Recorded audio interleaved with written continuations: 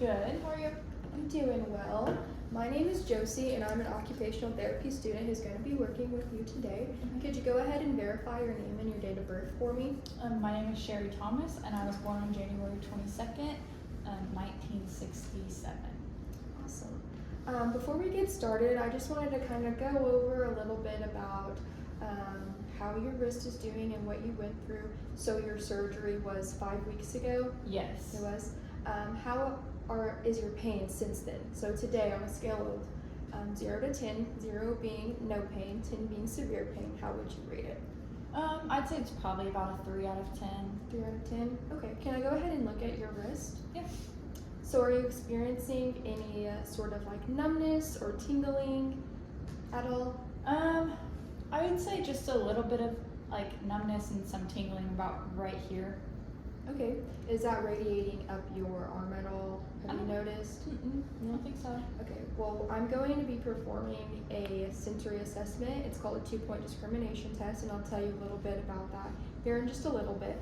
But we'll go ahead and test, the palm of your hand and your fingers, and then this back part of your hand, as well as the forearm, just to make sure that your sensory sensations like all intact. Okay. So that'll be fine. Your scar looks like it's healing nicely.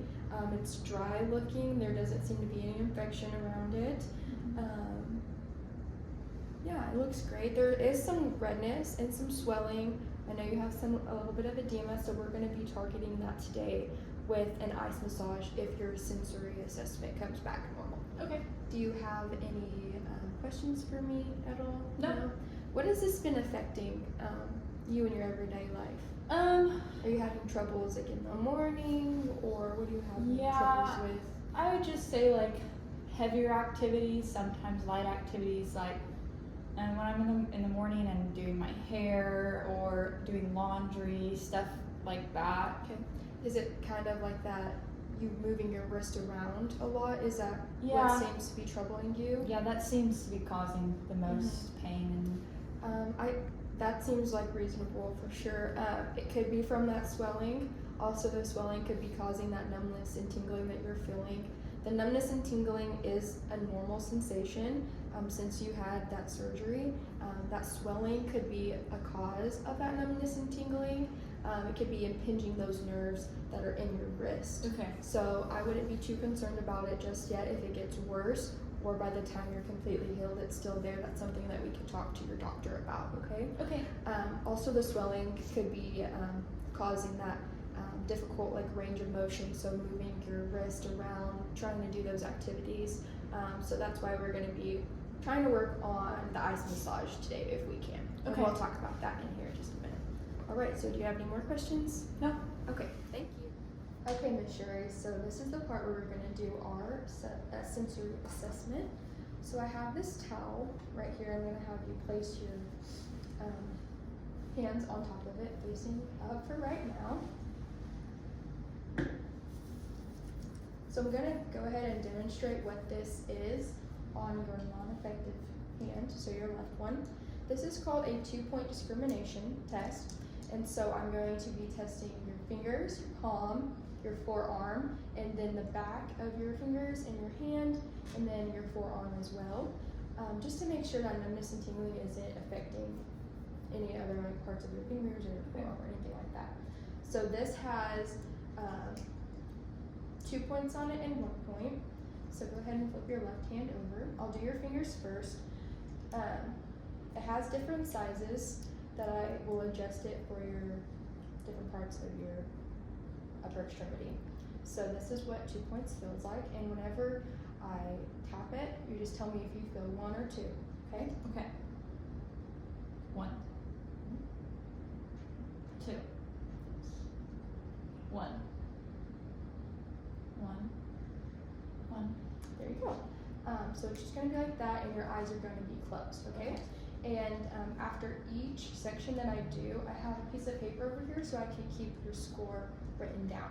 Okay. And then I'll talk to you about what your scores mean after we're done. So go ahead and let's do your right arm first. So just place it, there we go. Are you comfortable? Would it be better if you did it like this? Yeah, either way. Okay. So Sounds good. Okay, go ahead and close your eyes.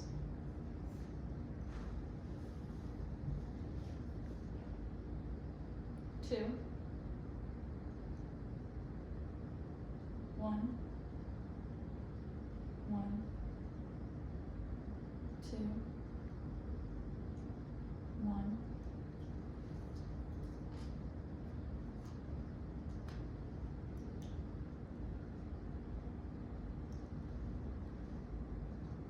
Two. Two. Two. One. One.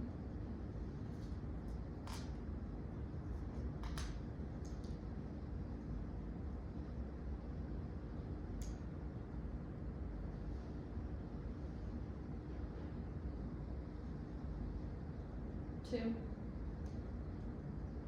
Two. One. One. Two.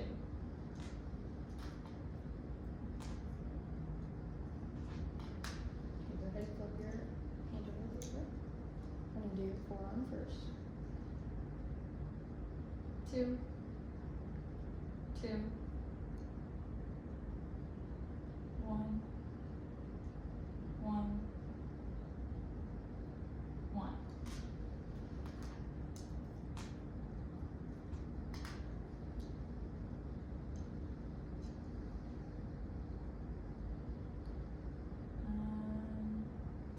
Two. One. One. Two. One.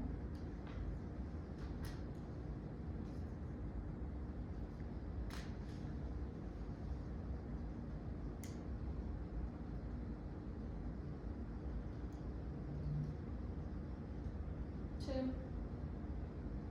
Two. One. One. One. Okay, you can go ahead and open your eyes. So your the back of your hand, your fingers, your palm, and your forearm, the sensation was all intact. You scored a 5 out of 5 out of all of those.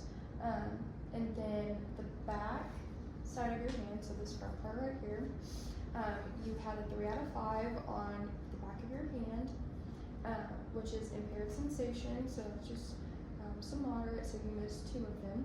But on your forearm, everything was fine, and then the top of your fingers were a 3 out of 5, and your forearm was a 5 out of 5. Okay. Okay. So we'll go ahead and move forward with the ice massage. We're not going to target this back part of your hand at all. We're just going to do this radial part of your wrist, so kind of below your thumb, just right here where your scar is at, since you didn't have any sensation impairment right there. Okay. And I'll talk to you a little bit more about the ice massage. Do you have any questions before I go get it? No. Okay.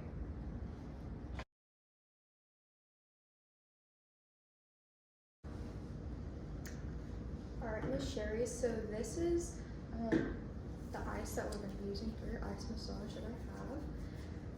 Before we get started, I'm going to ask you just a couple questions so we make sure that we're safe when we proceed, okay? Okay. Have you ever been diagnosed with Raynaud's before? Nope.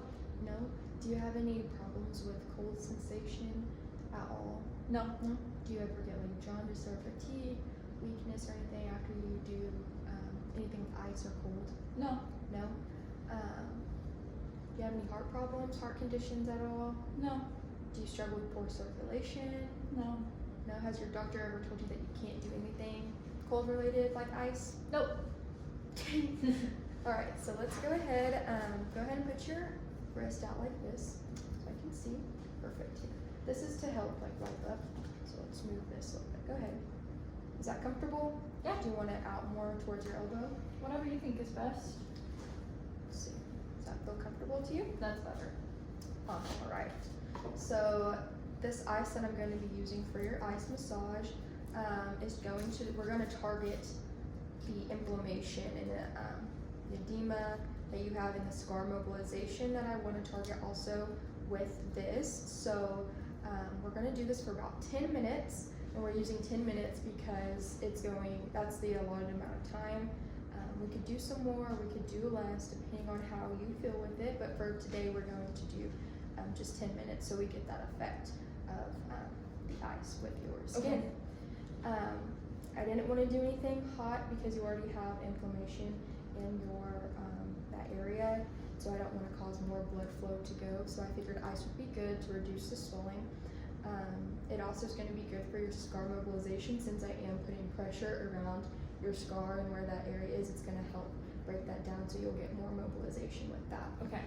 Also, your swelling can be causing the lack of the range of motion you're having in your wrist, so hopefully this will help target that, cause it to go down, cause you to have more range of motion, and then this could also help with pain. So you could be feeling some burning sensation, tingling. So at first you'll feel cold sensation, but then you might experience burning and tingling, and that's completely fine. If it's too much for you, just let me know. Okay. And yeah, and we can stop, and I'll reassess as we go. All right? Okay. So let's start with this.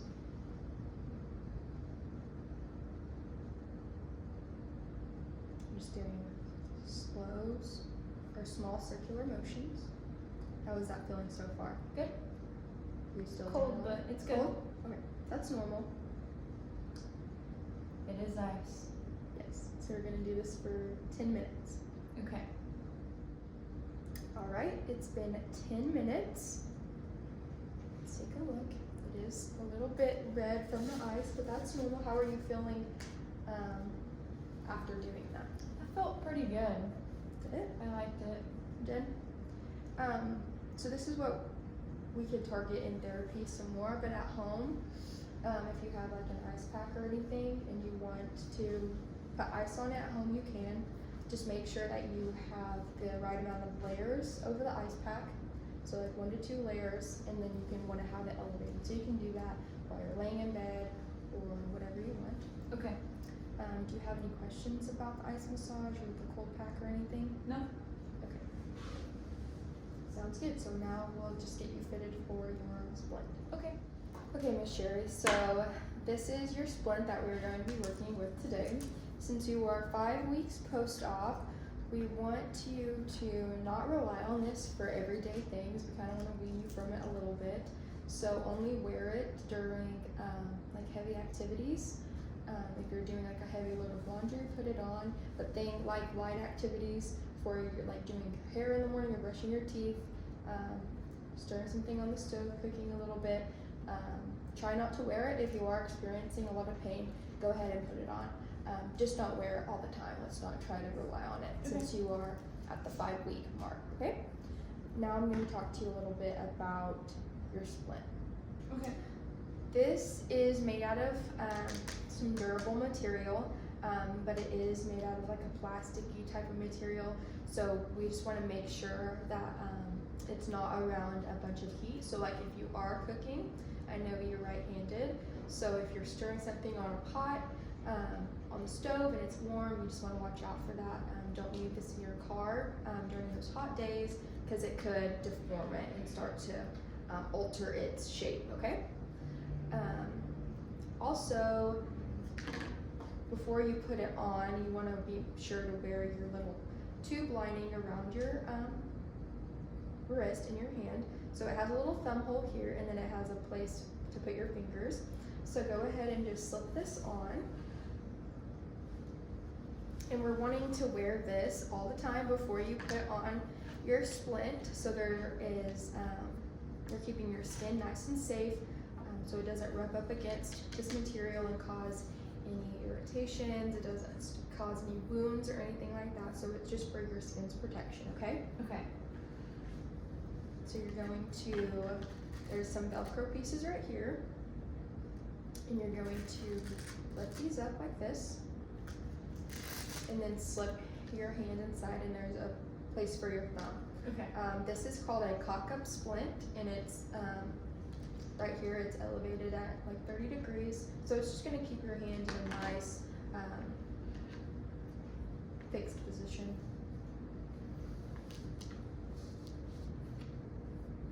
steady position for you. So it's not, and that you're still able to move your fingers and your hand around as you need for other things, so you can still move it around. How is it feeling? Good. Feels good? Mm-hmm. Whenever you're putting it on, make sure that these aren't too tight so it's not going to cause any irritations. And then if it's starting to cause you any sorts of problems, go ahead and let us know and take it off if it starts to hurt and things just don't seem to go right. Go ahead and give us a call whenever you're taking care of your splint as far as like cleaning it and washing it. So you can wash it with warm soapy water, okay? And make sure that you let it air dry. So Okay. like we talked about before with the heat, don't try to blow dry it, just let it air dry completely. You could also wash your little tubing sock also before you wear it again. If it gets like, you know, some stinky stuff on it or it starts to smell or you have things that spill on it, you can go ahead and wash it, but let that air dry before, okay? Okay. Do you have any questions for me? Nope. I have a handout that I can give you when we're done, but as of right now, I think that's about it. Can we make sure that you can take it off? Okay, can you go ahead and demonstrate how you do that?